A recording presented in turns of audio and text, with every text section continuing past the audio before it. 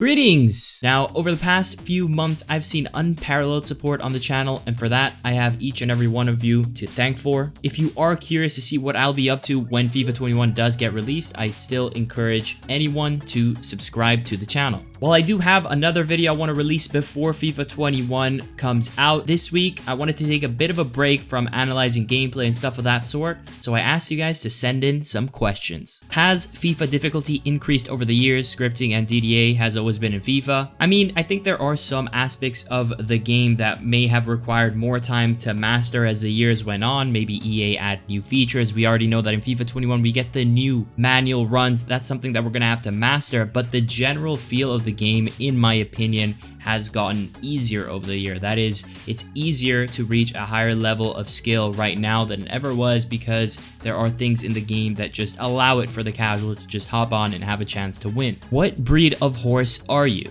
Different types of horse breeds. Let's go with this one.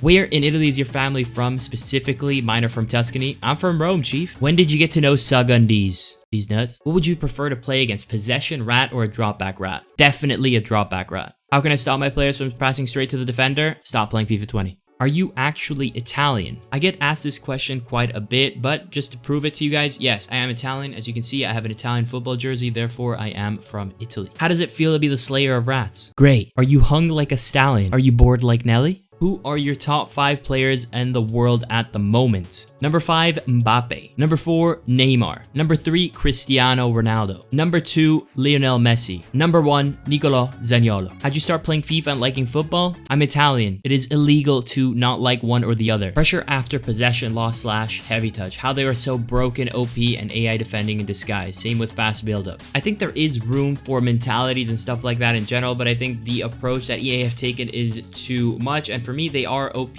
and broken and all of that sort, because when you do choose press after possession loss or pressure after heavy touch, it is not you who uses that mentality. The AI does all the work for you, so that's why it's broken. Will casual gamers move away if EA creates a decent FIFA game? Absolutely not, and this is to no offense to any casual, but I really think that the game should be created for the most hardcore players, and hardcore doesn't necessarily mean better, it just means those who play the game a ton.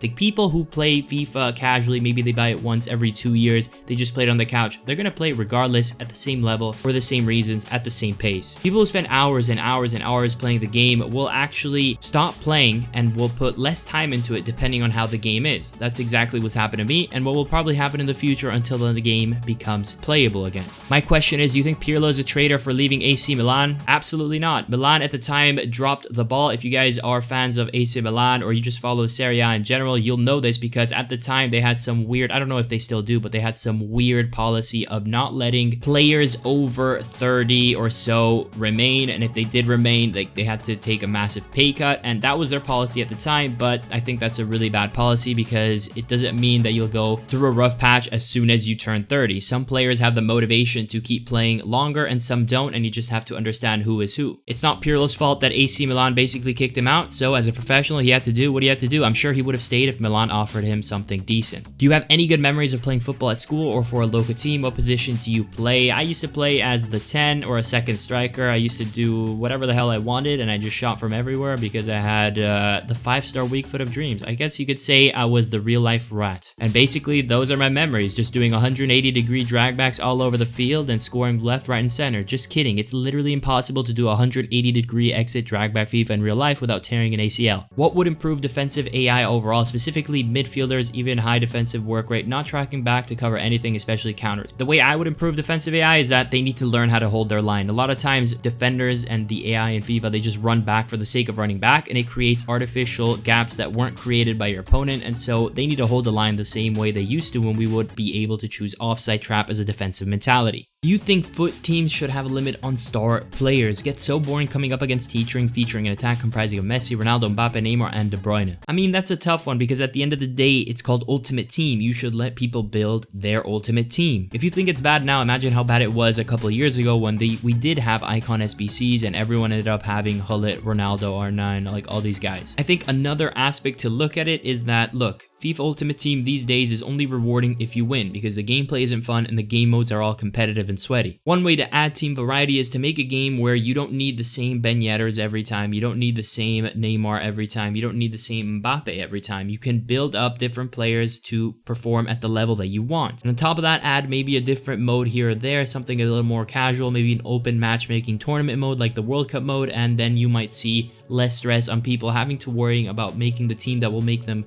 win more, and giving them the opportunity to worry less about that and more about building a team they can have fun with, because at the same time the gameplay allows them to, because the gameplay allows them to use different players, but also the mode pushes them to try new things. Should I buy the pre-order copy of FIFA 21 or wait for the gameplay reviews? Honestly, man, do whatever you gotta do. At the end of the day, no matter what I say, what anyone says, you will know if you like the game once you buy it. Maybe just wait until the demo. What motivated you to start doing YouTube? Honestly, it was just an accident. I once had, I played a qualifier that went so bad because I got scored on with El Tornadoes like 15 times. I made a video about it, went kind of viral within, you know, the size of my YouTube channel. I had like a couple hundred subs at the time. And since then, I've just used this as a platform to make videos about whatever I wanted to, and now here we are. You moke wed. What? Will you ever reveal your American background, or are you too ashamed to admit it? Guys, I really don't get this American thing. Would an American have an Italian flag pillow? You think that if PES had all the licenses could compete with FIFA, also what could EA do to make the game great? Hard to say really. In my opinion, it wouldn't be enough. I don't really care about licenses. Maybe a lot of casuals do. Who knows? But in terms of what can EA do, I mean, I have a whole YouTube channel that really answers that question. What is your favorite FIFA except FIFA 17? This is my fault that I made you guys believe that my favorite FIFA ever is FIFA 17. I think the point that I was trying to always portray is that compared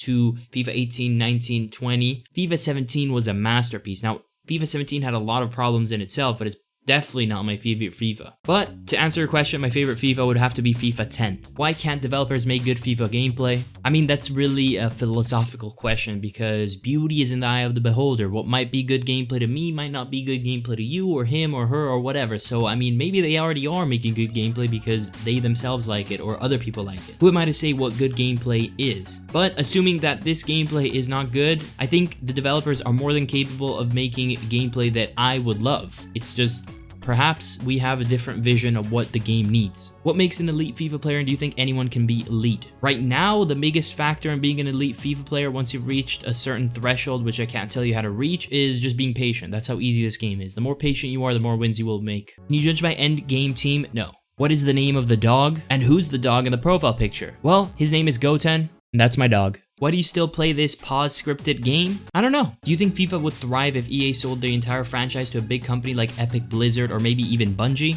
I mean, EA in and of itself are a really big company. I don't know if anyone out of Epic, Blizzard, or Bungie would do a better job. I think to do a good job, they don't have to sell it to anyone. They just need to make different decisions. But again, we go back to what is a good job. They make tons of money. They make gameplay that some people do like. I know it's a weird thing to think of, but there are people in this world who like FIFA 20, FIFA 19 gameplay. Am I one of those people? No, but again, it's like a philosophical question, but to answer the question, do I think they need to sell it? No, I think they just need to change their direction. Do you think that we have to accept the fact that FIFA is for casual gamers and therefore we will never get a fair or balanced FIFA? I think to an extent that is something that a lot of us might have to come to terms with.